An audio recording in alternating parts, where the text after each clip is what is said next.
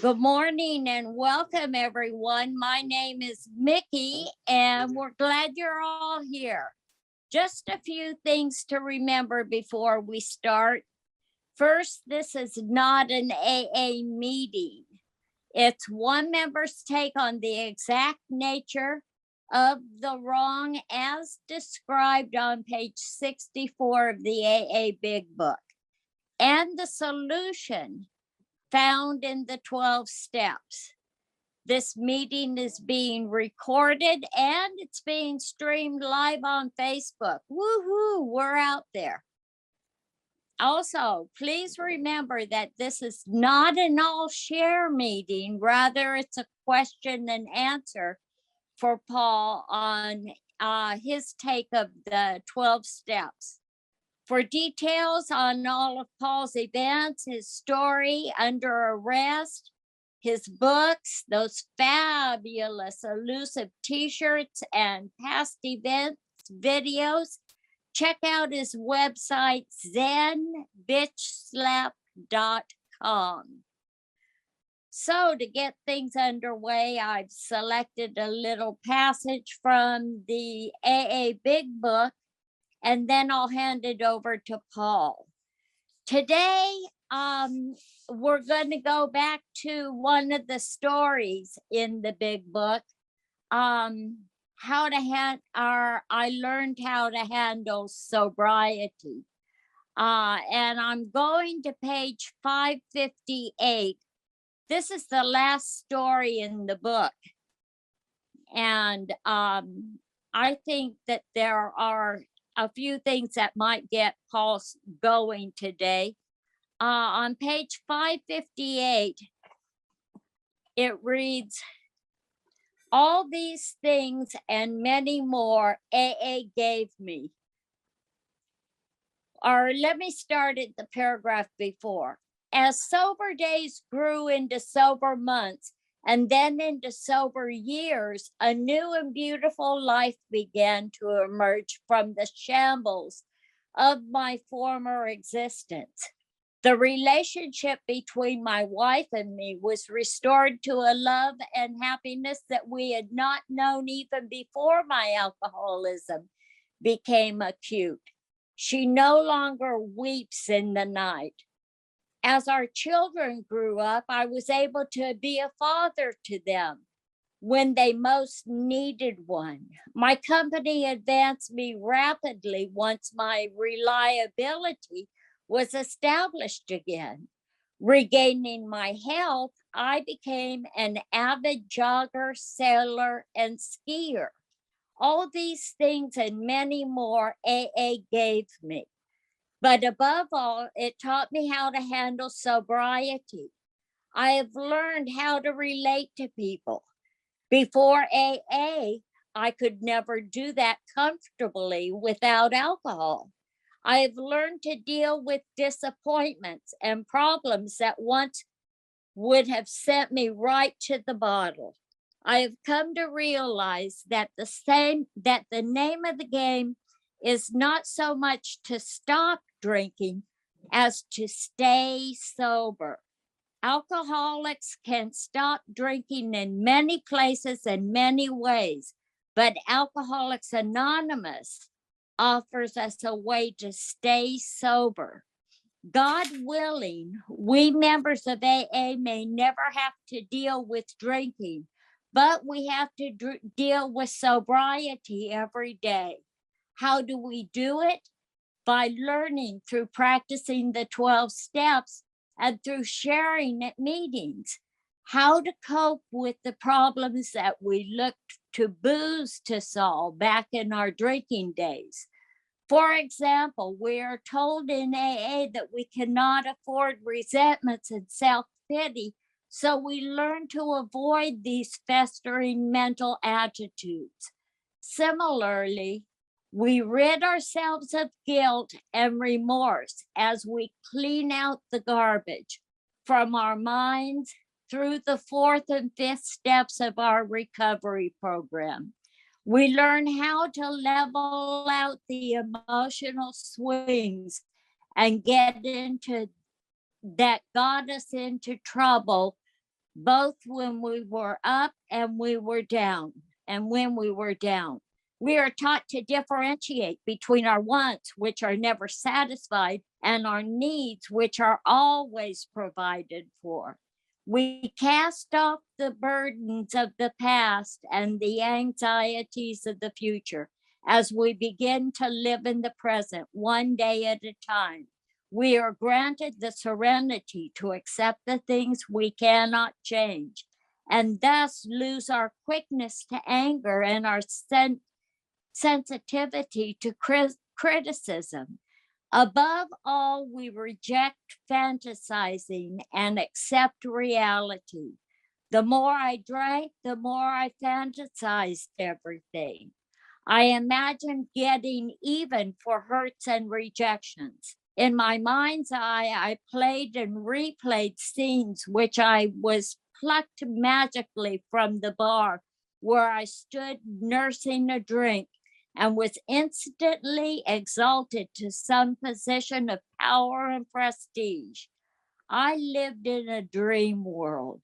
AA led me gently from this fantasizing to embrace reality with open arms, and I found it beautiful.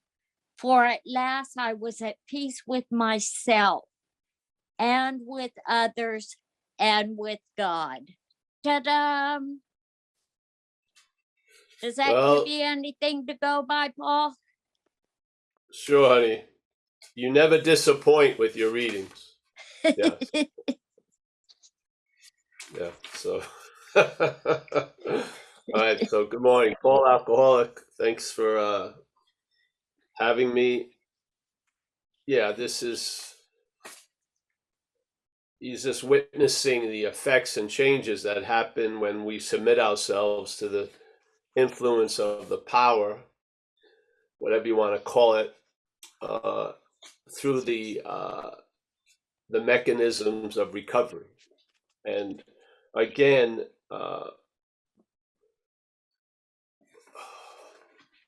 what we're speaking of today, or every time, is not about changing the steps or the traditions or the way of life that AA offers. It's about seeing the commonality of the problem and recognizing it's not a personal thing in a sense. Because if the thoughts that I called my own, a lot of people have, that should dispute this sense of ownership of the thoughts. Yeah, that's the next obvious recognition. And I used to I like the term of using a Petri, the pH factor of a condition of a body. So if the body is acidic, then certain things the body craves that actually reinforce or actually grow in an acidic condition. Yeah, so that's sort of a life of active alcoholism and addiction, or the bondage of self. We're living in certain conditions that minimize a lot of qualities and emphasize other ones. Yeah, and basically in that acidic condition, certain things that we may not like thrive. Yeah, and so AA is a way of changing that pH to an alkaline, let's say, where now the conditions you're living in aren't so attractive to resentments and shit like that. And basically you start living in the freedom of that. Now, I know it's the language, but the language always assumes that it's you doing it every step of the way. I don't see this. I go to more like at that last page when he's describing something.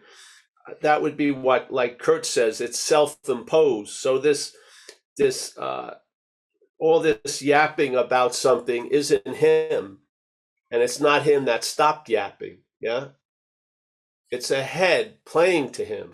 Obviously, doesn't it feel like you play the role of the audience and there's a show going on? Something is trying to convince something in there. Yeah. If you were that, why would there be any needing to convince something of that? Yeah. You would just fucking live that way. But I'll tell you, the head seems to be quite busy selling you a lot of unsaleable goods most of the day. And it's fucking great at it because it has you convinced, or has me convinced, that my whole house has rugs in every room when it's hardwood floors. I don't need a vacuum, so to speak. I don't need a rug cleaner if I don't have any rugs. So this idea of describing, all right, I outgrew this, I did that, in a sense, is still a bondage of self, in my feeling. Yeah. So, we reject fantasizing and accept reality. Don't you find yourself in a position of neutrality? It's not like you rejected it and you were affirming it. I don't believe that. I don't believe that we're the doer of the bad or the good. I don't. I don't believe we're the ones that got us fucked up and we're the ones that get us unfucked up. I don't believe that. Yeah. I believe there was a lower power in my life. Let's call it this bondage of self, that attracted a certain mental disease called alcoholism that amplifies its defects. Yeah. So instead of having self-centeredness, I'm in an extreme version of self-centeredness. Yeah. The alcoholism isn't the extreme version of self-centeredness. It causes the extreme version. The potential's there by the bondage of self. Alcohol just amplifies it. Yeah. So alcoholism gives life to certain things, sort of like resentments, because we live under the idea that they're mine, and then a resentment can live for 50 years off of us. It doesn't have that ability. It doesn't. We give it to them. So, and I feel the language really, really keeps applying that I never, alcoholism never had me. I have it. Now I don't have it. I don't see it that way. I think something had me. The conditions of my life were changed sufficiently where it doesn't have me anymore. Yeah? The potential's there, but it doesn't have me. It can't complete its mission because something has occurred. And I don't think I did it. I don't. I feel I did a lot of stuff that allowed something else to do for me what I couldn't do for myself. Not once in 10 years, but a frequent condition. Yeah. Because I had those miraculous demonstrations. I got struck sober. So that just didn't stay in the rare phenomena box. I saw a principle in it. I saw that something can do for me what I can't do for myself. So what's the next natural move? Expand on what I can't do for myself. Yeah. So if I was sharing the same thing, I wouldn't frame it this way. I wouldn't say I reject this. Now I have the ability not to follow that thought. I don't believe so. I believe the ability I have isn't based on me. Yeah. It's given to me. Yeah. And I had a long time where I wasn't seemingly available because there was previous conditions. Yeah. That would not allow these possibilities of being free from the bondage of self. Yeah.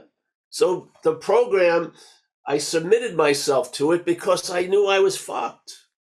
Yeah. Seriously. Yeah. That forced humility, like I can't pull this off. Like he says, I agree with the idea of staying sober. That's the whole key. A day being sober was what was scary for me. I could get loaded and fucking overdose and have the cops after me, but staying sober was a real challenge. Yes.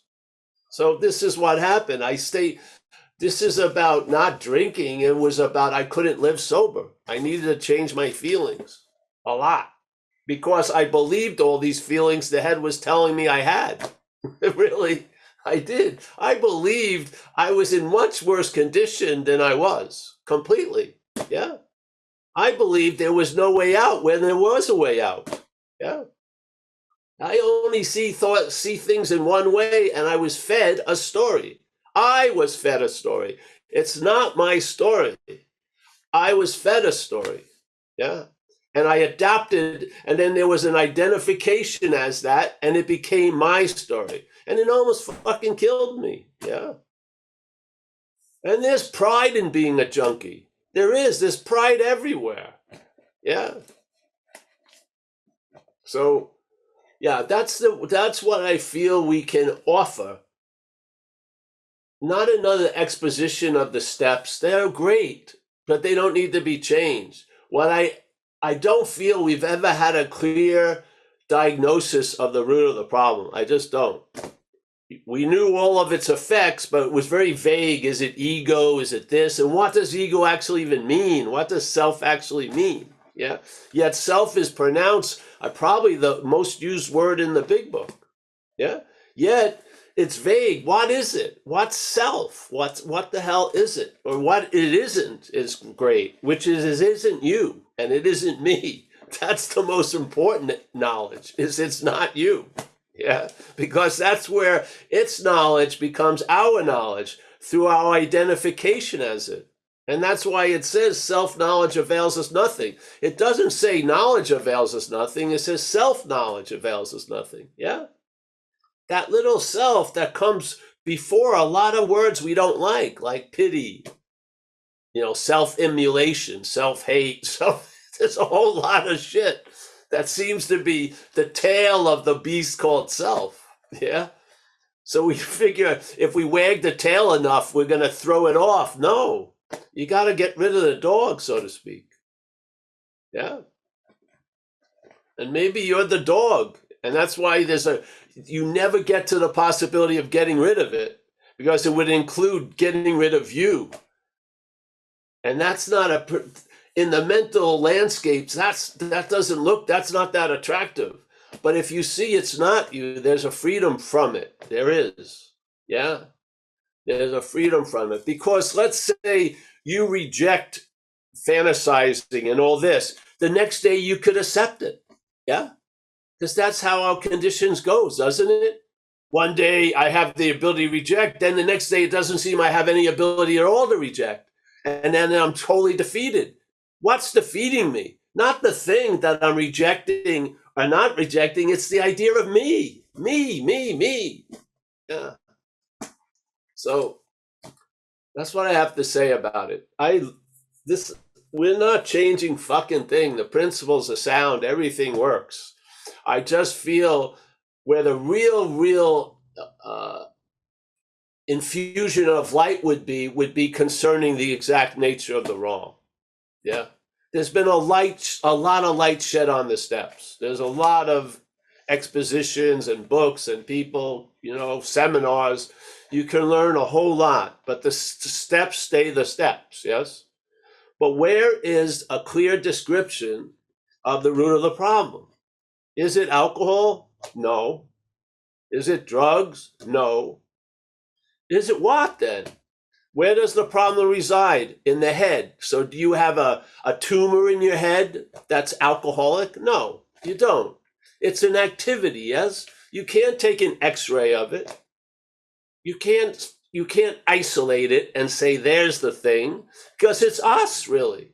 Yeah? It's an activity that is in the comprehensive definition of us. Seeing, hearing, thinking, feeling. Yeah, not just this little thing. Yeah, that you post pictures of on Instagram all day. It's a much bigger situation, yes? So the problem resides in the mind.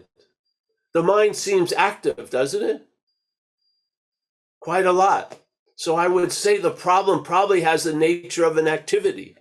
Yeah. It can't be a thing in there. You can't see it. So it's moving. It's an activity. Yeah. So let's call it selfing. What is that activity? It's of a mental one, and I would say it's presented in the thought system, what we're listening to.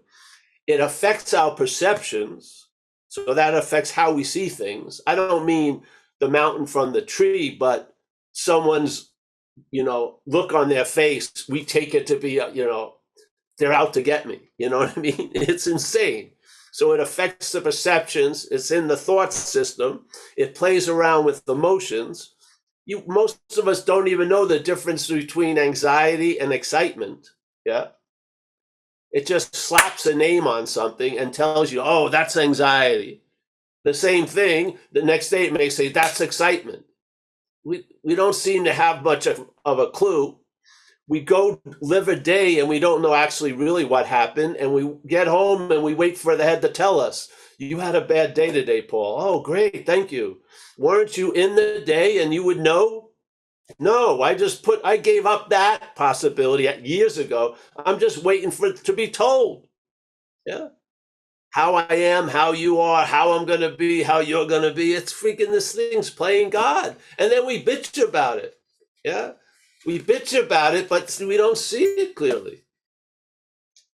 I don't, so I'm just putting it out. I could be completely wrong, but I don't even care. Because the relief, I don't care if the guy who brought me the water was wearing a zebra jacket or a fucking Pierre Cardin suit. I don't care. I wanted the water. That was the point, yes? So I don't care if I'm fooling myself. Hallelujah. This whole place is about being fooled. Yeah. So let's fool it in like an expansive, relieving, enjoying peace kind of fool. I'm all for it. Yeah. Yeah. What happens when a thought is seen as yours instead of seen as just a thought or my thought? It's hugely different, yes? That should give us a hint. There's an interpretation being offered, yeah? It comes through thought, but there's an implying how we see the thoughts as we're the owner of it. That's when we become the star of the interpretation. And a lot of us, it's quite uncomfortable and we want to get out of the role, but we want to get out of the role as the role, which is self can't get out of self. That explains that whole situation. Yes? So where and how are we going to have freedom from self? Realizing we're not in it. Yes? Not trying another form of getting out of it, realizing you're not in it. What's being described to you as you ain't you. Yeah? There's a possibility that you're something much different than you're imagining. Yeah? Yeah. And then you have eyes to see. And if you don't have eyes to see, there's glasses that are being offered. You can have an understanding that will bring about this vision. You will see it. You will see the thoughts aren't yours. You'll see what used to call your alcohol, your thoughts and your feelings are alcoholic thoughts and feelings, shared by many. Yeah. And then that personalness will drain off and you'll see it for what it is, and it ain't you. Yeah. That's the freedom from the bondage of self, not freaking learning how to reject shit, because if you do, you're going to forget and you're going to not reject shit. Yeah. If you believe you attained something, you're going to sit in a lot of anxiety about losing it. You will, because that's how the head works. Yeah. If you think you achieve something, you think you can unachieve it. Yes. It's all on you constantly, isn't it?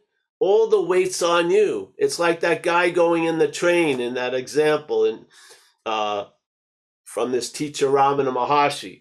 This guy's walking around and he has the destination. He's got this huge bag, and his only hope is when I get to the destination, I'll be relieved of this bag. Yes?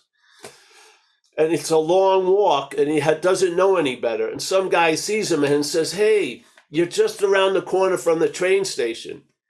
And that destination, a train goes there. So why don't you just go take the train? Yeah, be much easier. So the guy goes, okay. Now this guy has given advice to other people, and he knows he can't just leave the message at that point. He's got to follow the guy on the train. Yeah. So the guy goes to the train, buys a ticket, gets on it, and he's standing in the train holding the bag still. So the guy comes over to him and says, bro, you can put the bag down. The train is taking you and the bag. Yeah. Your responsibility is over. Just put the fucking bag down.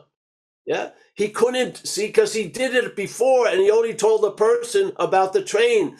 And then he didn't realize they carried the bag the whole freaking time. That's insane. So look up, see if you're carrying a heavy bag, put it down. Yeah, the train's not just taking you, it's taking you and the bag. So yes, that's my riff. I just hope, you know, well,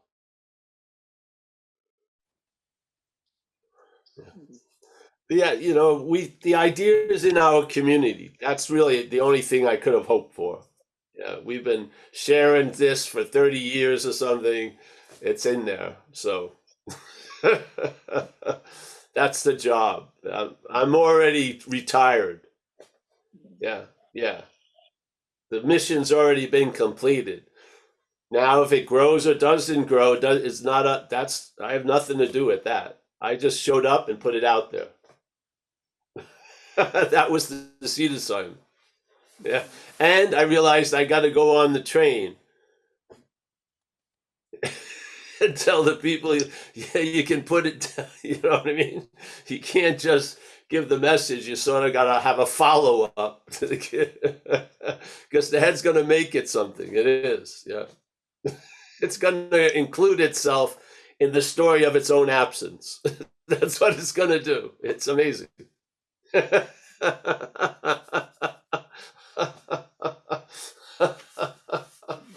So, yeah. So, But that's the clarity of the understanding that we seem to be able to find on page 64, huh? yes, yes. I mean, I think it's right in there. You could say almost in right slab in the middle of the working part of the book. Yeah, it's right there. Right. Yeah. Being convinced, self manifested in various ways is what has defeated us. Now, do we have to see it exactly how Bill W. sees it? No, we don't. Yeah? We're the readers of the book. We're giving the meaning now. The book is an alive book. It's based on the person who's reading it that brings the life out of it. Yes? It's one of those books that's an alive book. Yeah? And as it says in A Vision for Us, this power is going to constantly reveal shit. And these people who started it knew but a little. And other people are going to get more downloads and basically, hopefully, will put it back into the community. Yeah. Yeah. So here you go. You could be one of the parts of that event happening right now. Yeah. So, all right. Thanks. Thank you. Thank you for the message. I just this week I was able to start going back into the men's prison here in Chowchilla. And I'm I just get a thrill at being able to express this message to the inmates, to give them a little bit more freedom. And it just overjoys me. It warms my heart, and I thank you for bringing this message. Yes. Just to riff a little, Mickey, when I was younger, before AA, I got involved with a spiritual group when I was 19, 20. And we were introduced to meditation techniques. And I really was into these techniques of meditation. They were bringing me and opening up possibilities that without it, I wasn't seeing. Yeah. So it was obvious I thought it was quite valuable. And then when I had a chance to go to Rikers Island, this prison in outside of Queens in New York, I jumped at it because I said, all right, these guys are incarcerated. A lot of the possibility of being physically free, emotionally free has been quite subdued. But what about, a way out through meditation? I would see what that seems to make so much complete sense. So let's start having meditation classes at the prison. There was no, oh, do you think this? It was completely super logical. Yeah. Hold on a second. Yeah, it was super logical that, yeah, I'm in prison. I can't go anywhere. So what about if there's something I could do that could bring about a sort of peace, not based on external situations? Fuck, yeah. I mean, do you need to go over that and ponder it? It just made total sense. So here we are in a community. We have a daily reprieve.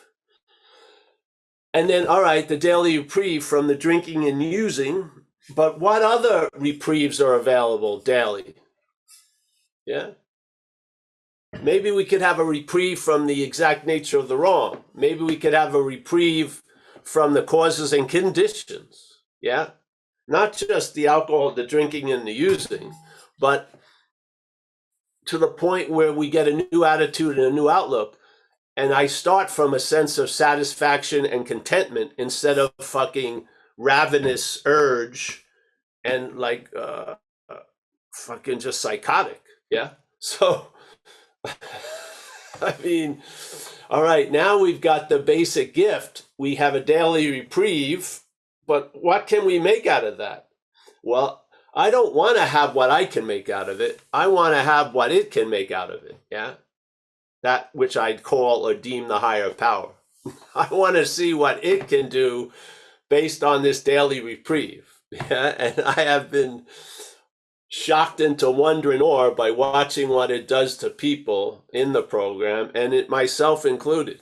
Yeah. So I have come to believe that a power greater than ourselves can restore us to a lot of conditions, not just sanity concerning the first drink, but a lot of other conditions. Yeah.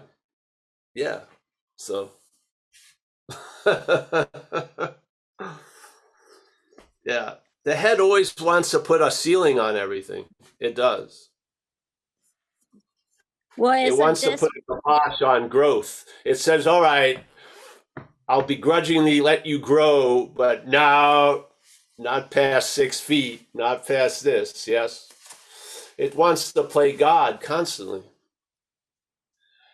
I was just rushing out there. I had to stop for a second. I was leaving the body condition. That's not appropriate right now. oh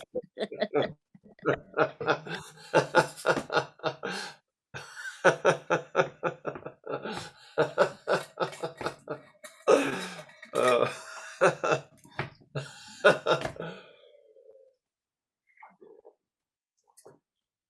yeah. All right. Thanks, Mickey. isn't all this where we begin to rely on infinite source rather than finite self? For sure. Yeah. And the relying on it uh, may express differently, but the sense is pretty close. Yeah. So everyone has, you have an intimacy with something, and yeah, it's like an invisible love affair, so to speak. Yeah. Yeah. It's cool. You feel a huge influence, but it doesn't physically appear, but it appears through physicalities. And yeah. Yeah. I just got a little too stoned right there. I have to calm down.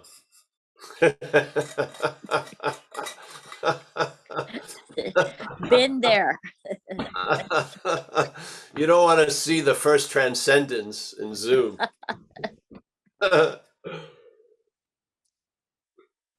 Oh, you missed it. Uh-oh. I blinked.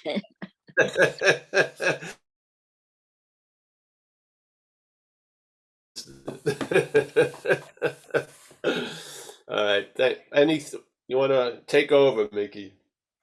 Okay, do we have any questions for Paul or comments? Raise your little video hands and oh, there's Kurt. Let's ask Kurt to unmute. Mute. Hey, I was laughing because you reminded me of something Thomas Merton was asked. Thomas Merton was a kind of a Catholic mystic in the 60s, 70s, right? And somebody asked him one time, he said, "What's it going to be like when you get to heaven?" And he goes, "Well, I'm not sure." He said, "There won't be much of me there." And I was I was thinking of that when you were talking about that. It's like it's such the what was the name of that book? The ending of the self-improvement. The ending. Death, the end of self-improvement. Yeah, the ending of self-improvement. You know, no, I appreciate you coming on with and spending your time with us, Paul. Thanks, buddy. Oh yeah, you're welcome. The ending of self-improvement. Yeah. It's like the urban renewal project. Yeah, right. It's going to be canceled anyway, but it's nice to have it canceled before it's canceled, so to speak.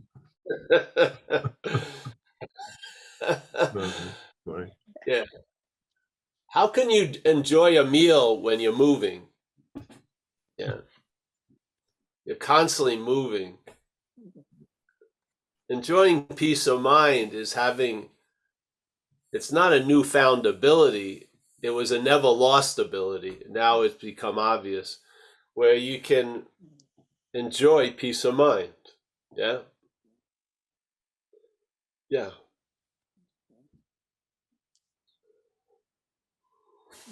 You can step off Appreciating what we are, huh? and everything. I mean, I live in here now where I live for going on the 5th year. I like birds, and there's this, I like woodpeckers a lot for some reason. There's a very large woodpecker group that comes here once a year. They're migratory. So I just saw them for the first time, the big female. Yeah, it's the first time. So that was like, yeah, that's very cool to appreciate that. Yeah, so they're out in the yard and yeah.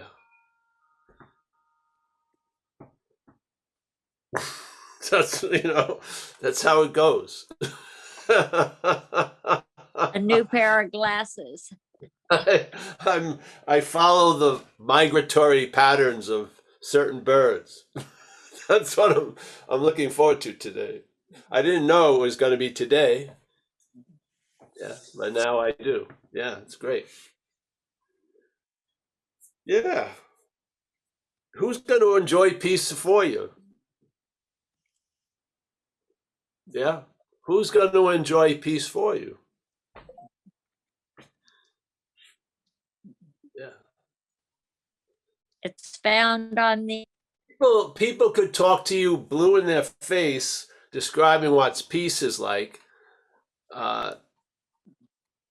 If you never enjoyed it, there's no way. All you can end up is a concept after that lunch, yeah? But if you've had the sense of peace, when the person's singing the glory of it, you can sort of silently chime in as the chorus, yeah? Because you now have a sense of it. In other words, you're talking from something that's true for you. Yeah. You ever hear people, old time people in AA, they've been changed, and when they talk, you can hear it in them. Something has changed them, and you can hear it. They have some solidness when they share. Yeah, they're not hoping to get something out of a mental grasping. They've been changed. Yeah. We're under that effect now. We're being changed.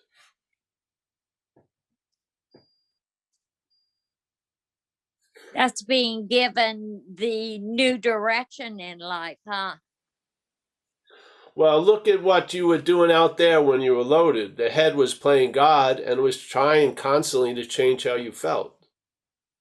So now you're Right. under another metamorphosis, but something is directing the change, and it's not a mental condition. And see the truth in it. I mean, the changes in this way last. They don't need to constantly be reinforced. The highest form of maintenance of a spiritual condition is being a spiritual condition. So basically, the changes become sufficient enough that your direction is changed forever. You're moving towards the infinite instead of up the ass of the finite self. There you Right. go. Chris has his But I hand want up, to, Paul. Did you want yeah. to go on? No, I'm just going off.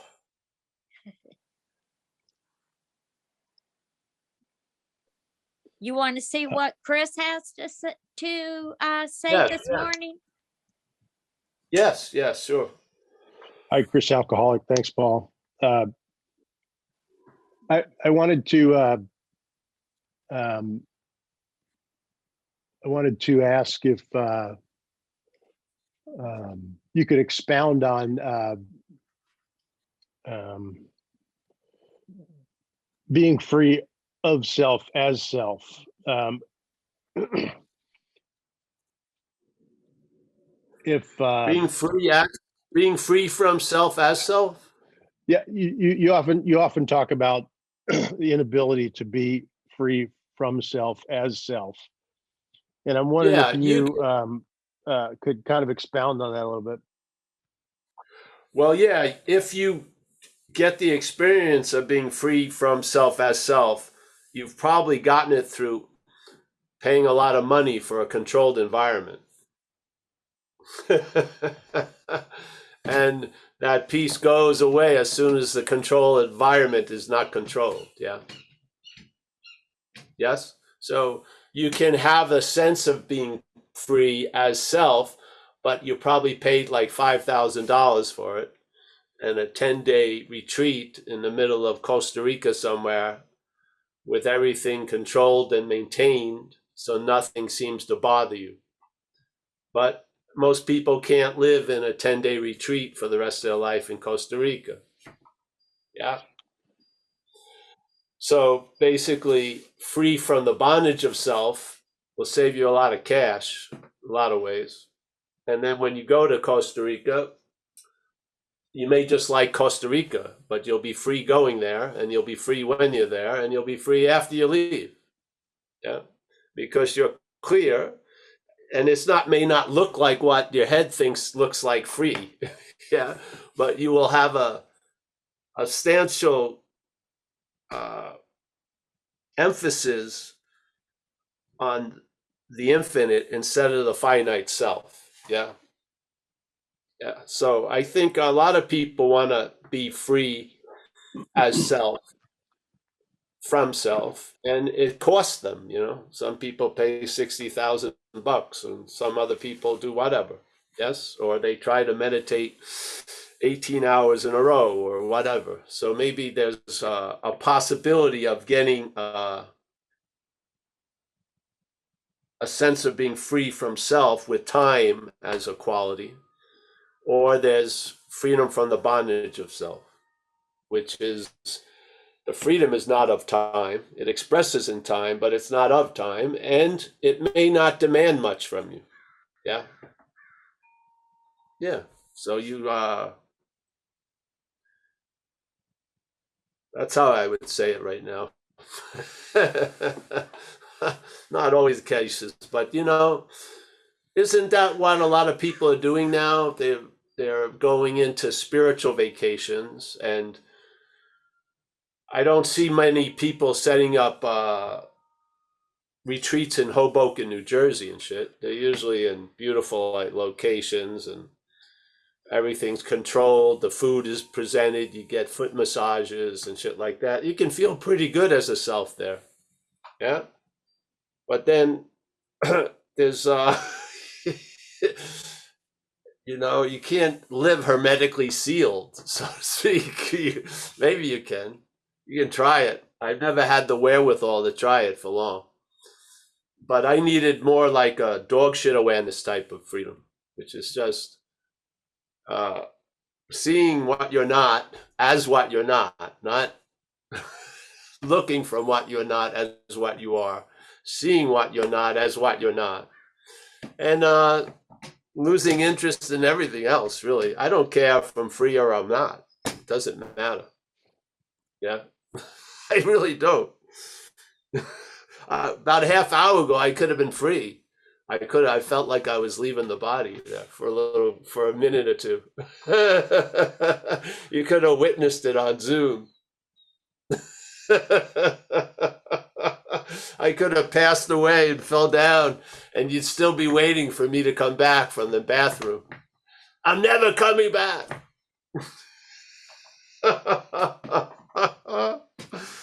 So yeah, I think self can't get out of self is self-explanatory.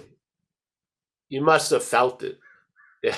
It just describes most of my antics was me trying to get out of me. I could feel like I was successful temporarily or in very maintained or controlled conditions. Yeah. It looked like I was successful, but it was based on a lot of outside conditions. That's not success, really. Yeah. There's peace and conditional peace. Yes, there's, yeah. Conditional peace usually has an expiration date in time. And then peace is like, you've lost interest in peace, really. Yeah. It's just like, I'm not shooting for peace today. Yeah. So, yeah, I don't know. That's what I'm saying today, right now. That's what came to me. As soon as you said self, having the freedom from self as self is usually a financial proposition lately. Yeah. It's going to entail some traveling. It may to be Peru, it may be somewhere, but you're going somewhere. It can't be in Novato, California. No, of course not. I'm not going to find peace exactly where I am. No way. I always have to travel somewhere or something. Maybe climb altitude. You know, I've got to make some effort to make it important. Yeah. And, you know, play out the whole scene. There's nothing like being with a number of people who are enjoying the freedom of self as a self. It creates incredible bonds until the retreat's over, and then you forget them like yesterday's news. I'm being cynical. Who knows? Remember, there was a thing. These people wrote a book called The Secret. And it was really based on the law of attraction, right? Which is thousands of years old. But they maybe fluffed it up, had a book, made a documentary, got a whole new consumer base. And so some people, one of the people who played a role in that, he had set up these retreats. And I think they were $60,000 or something, maybe 30,000. And he would set up all these things, and they'd have Native American sweats on them at these retreats. They didn't take people's medical condition into they didn't regard them, and 2 or 3 ladies died in this sweat.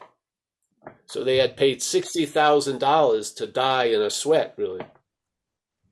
Yeah. Now that's not what they thought they were going to get from that. Yeah.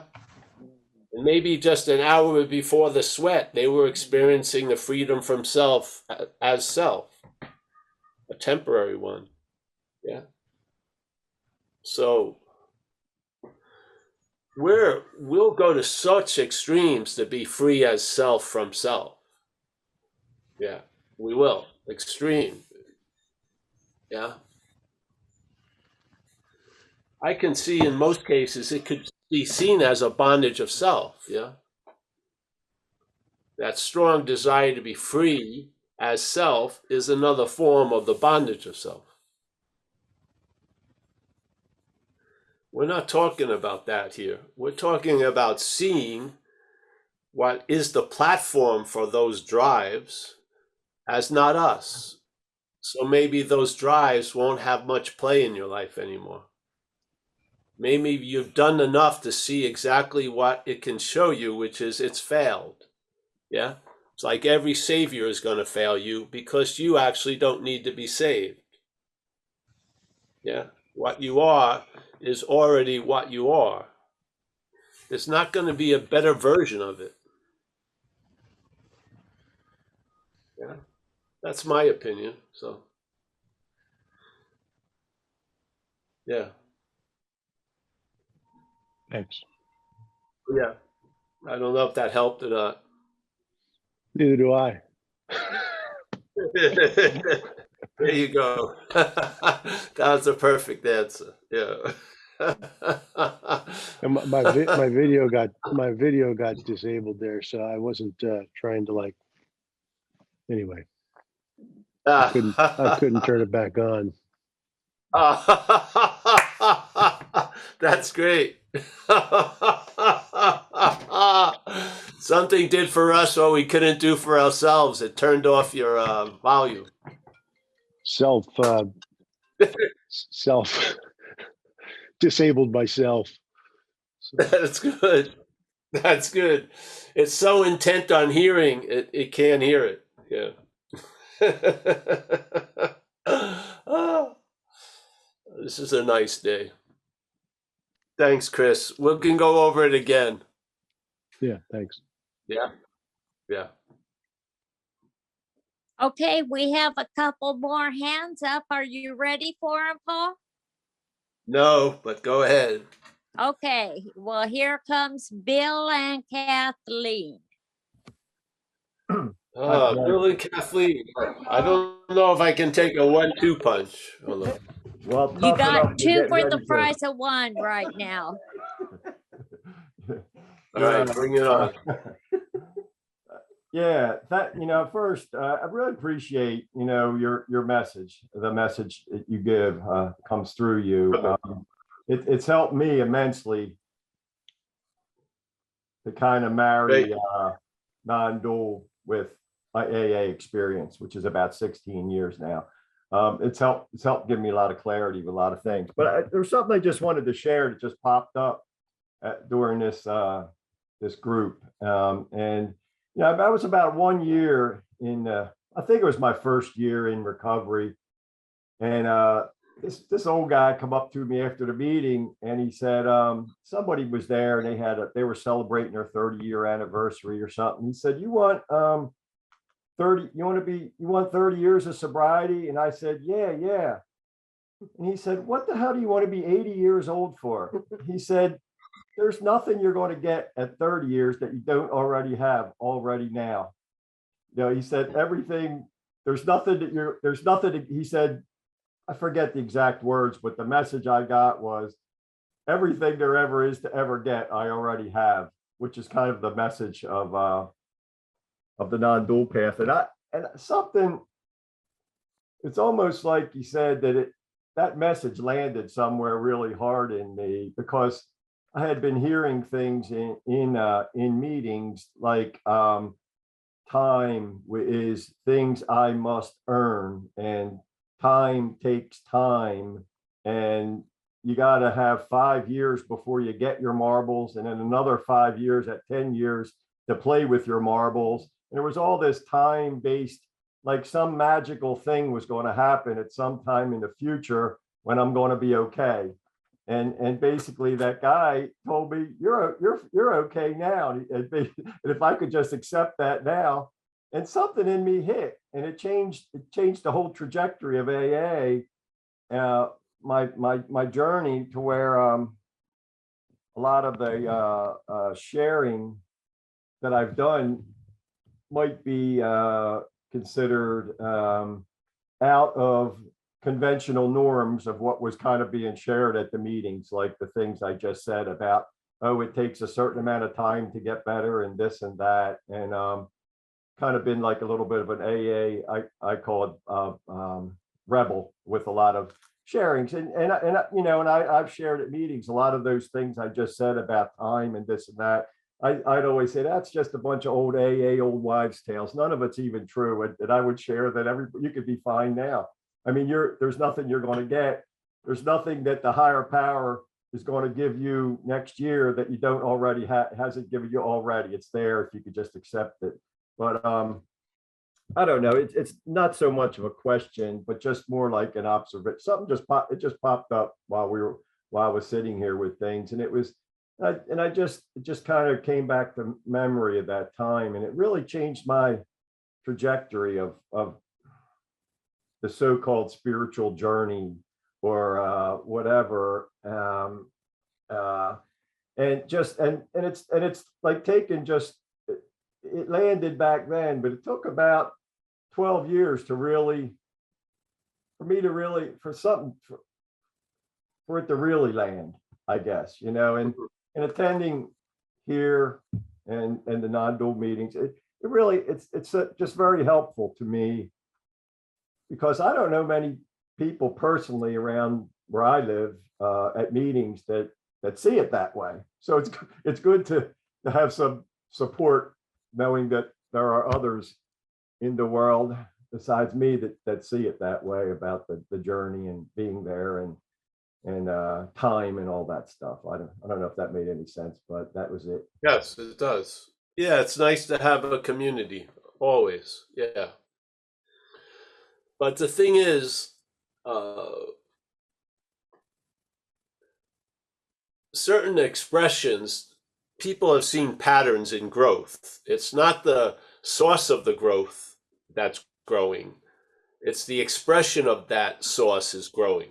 So people in recovery see patterns and they give it names, like 5 years or whatever. But it's obviously it's not a science. But they're not talking about that everything is always maybe they are. I don't know what they're thinking, but my feeling is all there is all there is, but the expression of it in time grows, and things that weren't expressed maybe earlier, like you just said, when you hear that guy and then 12 years later that tree gave fruit, so to speak. Yeah. So he planted a seed, it was there. And of course, like they say, in the seed is the whole tree, but you don't see the tree in the seed usually. Yes. That's the joy of this experience. It grows. And then so it's the same basket, but there's a lot of expressions that come out of it. Yes. And the expressions don't define the size and the depth of that which they're coming from. Yeah. So it's,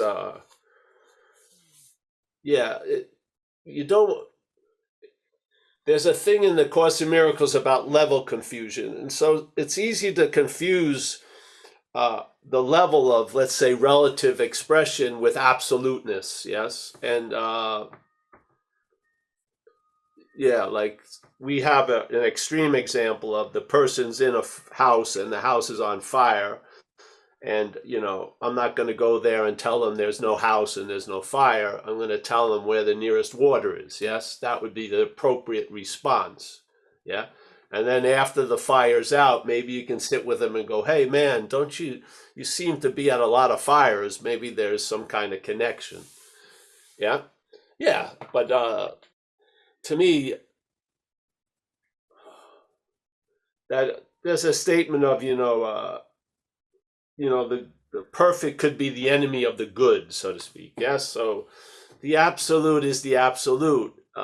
After a while, if there's a sense of it, you'll stop trying to speak of it relatively. You will. And especially in places where they don't want to hear it really so much. Yeah. Because you can say the same thing, and if it's clothed in recovery, they're into it completely. If it has a Zen cover, they're not.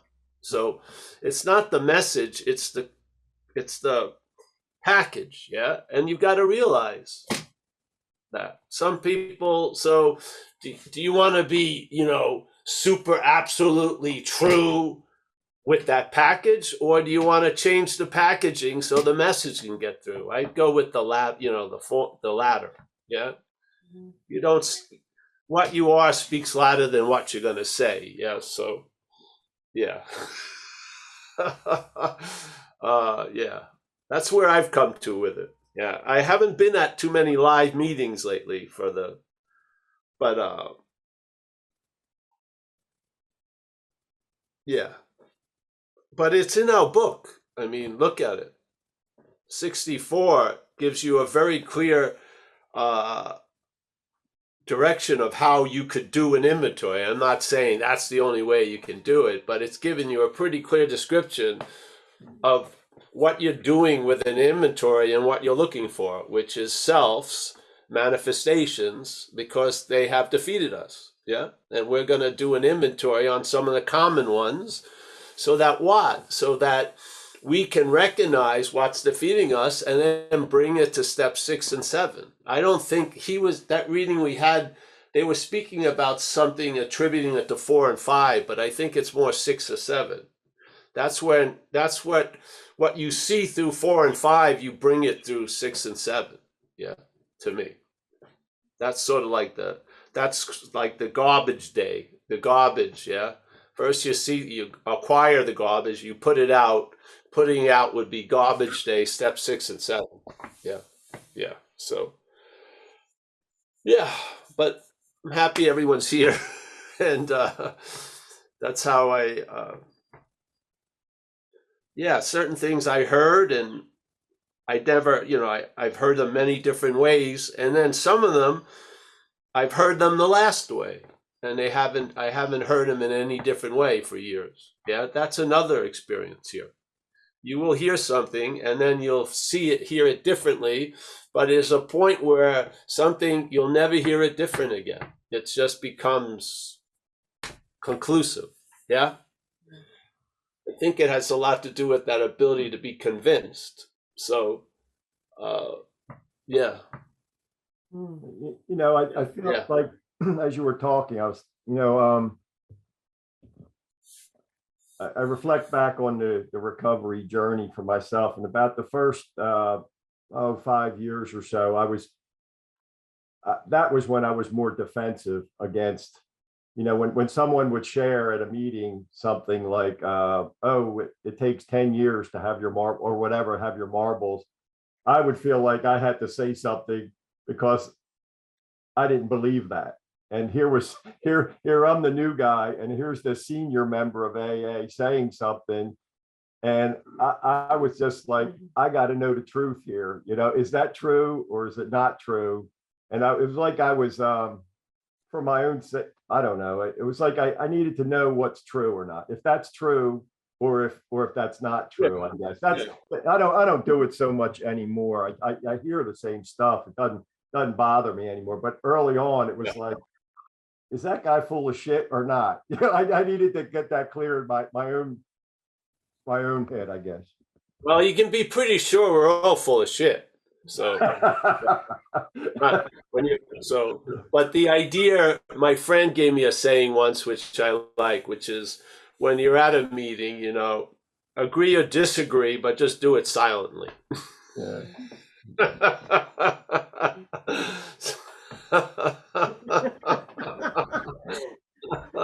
It may keep your community standing in a better light.